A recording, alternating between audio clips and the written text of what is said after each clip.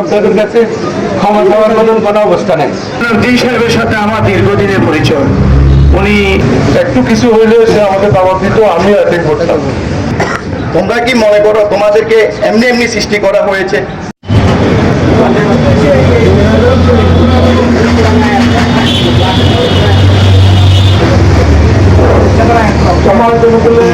উনি দীর্ঘদিন আমাদের সাথে কাজ করেছেন।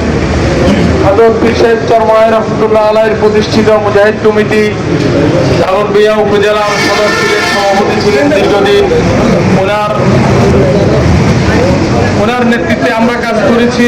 আল্লাহ শুকর, যথেষ্ট উনি দিন এবং দিনদার মানুষের প্রতি ওনার আগ্রহ এবং এই দরদ মহাব্বত ছিল। এরকম আমরাও ওলামায়ে কেরামের সাথে এবং দিনদার মানুষদের সাথে মহাব্বত রাখবো। রাসূলুল্লাহ সাল্লাল্লাহু আলাইহি ওয়াসাল্লাম বলছেন, তোমরা হয় আলেম হও, না হলে আলেমের ছাত্র হও, না হলে আলেমকে মহাব্বত করো, অথবা আলেমের কথা শোনো। এই চারটা মধ্যে, চারটা গুণের মধ্যে যে কোনো একটা গ্রহণ করো। 5 নম্বরটা হলো না। 5 নম্বর যদি হয়, তোমার অবস্থান যদি 5 নম্বরে চলে যায়, তাহলে তুমি ধ্বংস হয়ে যাবে। ওলা তখন খামেসার পাতহলিক, যদি তোমরা কি করো 5 নম্বর অবস্থান তোমাদের হয়ে যায়, তাহলে তোমরা ধ্বংস হয়ে যাবে। আল্লাহ তাআলা আমাদেরকে এই মাইয়াতের যেন আল্লাহ তাআলা মাইয়াতের জন্য আমরা সবাই দোয়া করি, যেন আল্লাহ তাআলা জান্নাত নসিব করেন, জান্নাতের ফেরদাউস নসিব করেন, এবং এই মাইয়াত থেকে আমরা যেন শিক্ষা নিতে পারি। রাসূলুল্লাহ সাল্লাল্লাহু আলাইহি ওয়াসাল্লাম বলছেন, একটা মওতে একটা মানুষের নসিহতের জন্য যথেষ্ট, হেদায়েতের জন্য যথেষ্ট। এবং আমাদেরকে যেতে হবে। আল্লাহ তাআলা আমাদের সবাইকে কবরের জন্য, মওতের জন্য প্রস্তুতি গ্রহণ করার তৌফিক দান করেন। আমিন। ওয়া আখিরু দাওয়ানা আলহামদুলিল্লাহ।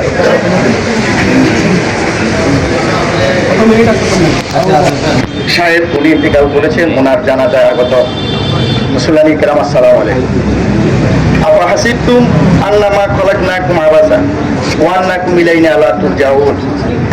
তোমরা কি মনে করো তোমাদেরকে এমনি এমনি সৃষ্টি করা হয়েছে, আর তোমরা কি তোমাদের প্রভুর কাছে ফিরে যেতে হবে না?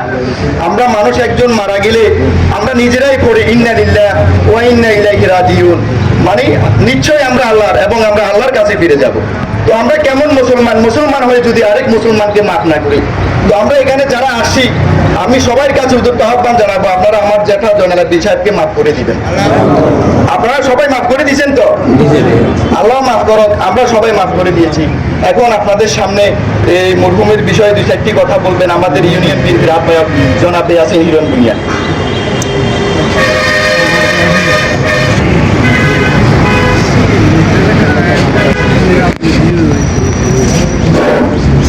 আসসালামু আলাইকুম ওয়া রাহমাতুল্লাহি ওয়া বারাকাতুহু। প্রিয় মুসলিম ভাতৃবৃন্দ, মাইয়াতকে সামনে রেখে অনেক কথা বলা শরীয়ত সম্মত নয়। যত শর্টকাট এই কাজ সম্পূর্ণ করা যায়, আমরা এটার পক্ষে, এবং ইসলাম এটাই মানে। তো এই মরহুম জনাব জি সাহেবের সাথে আমার দীর্ঘদিনের পরিচয়। উনি একটু আগে একজন বক্তা বলেছেন যে উনি হাসি মুখে কথা বলতেন, এটা সত্য। যেখানে দেখা হতো মিয়া সাহেব ভালো আছেন দেখলে একটা হাসি দিত, হাসিটা অনেকক্ষণ আমার হৃদয়ে থাকতো। তো পরিশেষে এতটুকু বলবো, এক মুমিন কত যদি এক মুমিন নিরাপদ না থাকে, সে মুমিন নয়।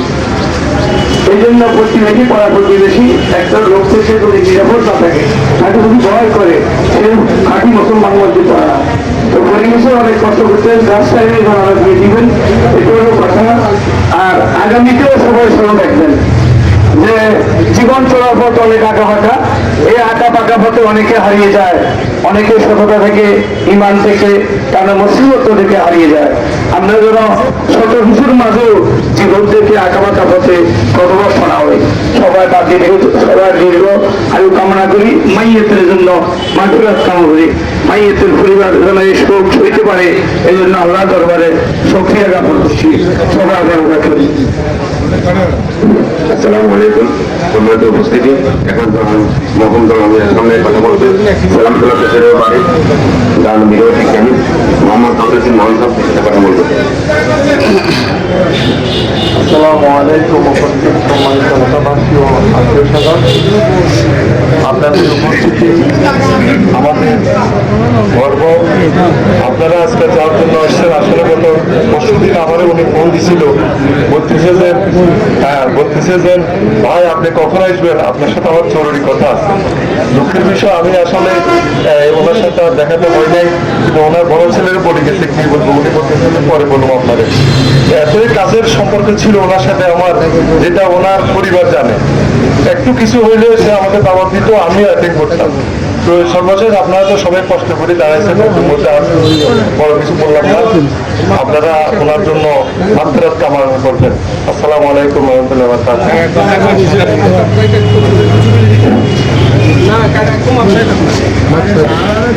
এবং আপনার সামনে দু চারটে কথা বলার জন্য আমি ওনার ছোট ভাই সালামকে বলছি। আসসালামু আলাইকুম রহমতুল্লাহ। উনি আমার বড় ভাই, আমরা বাইবুল খান আন্দোলনের ভিতরে সব বড়।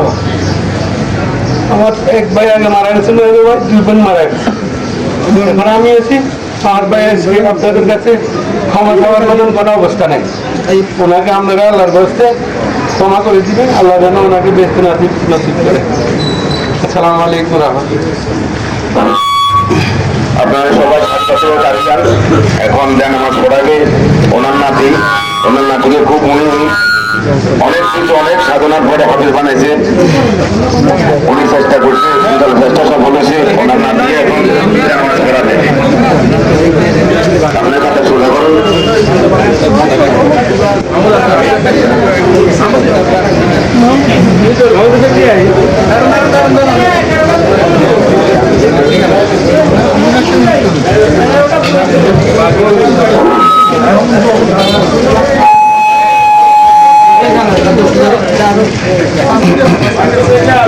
সময় আছে, এই জন্য দিয়ে একটি কথা বলা, যেটা আমরা জানাজাতে আসছি, জানাজা মাইয়াদের থেকে আমরা যারা জীবিত আছি আমাদের বেশি সোয়াব, আমাদের বেশি উপকার। উনি আজকে থেকে চলে গিয়েছেন, ওনার ন্যায়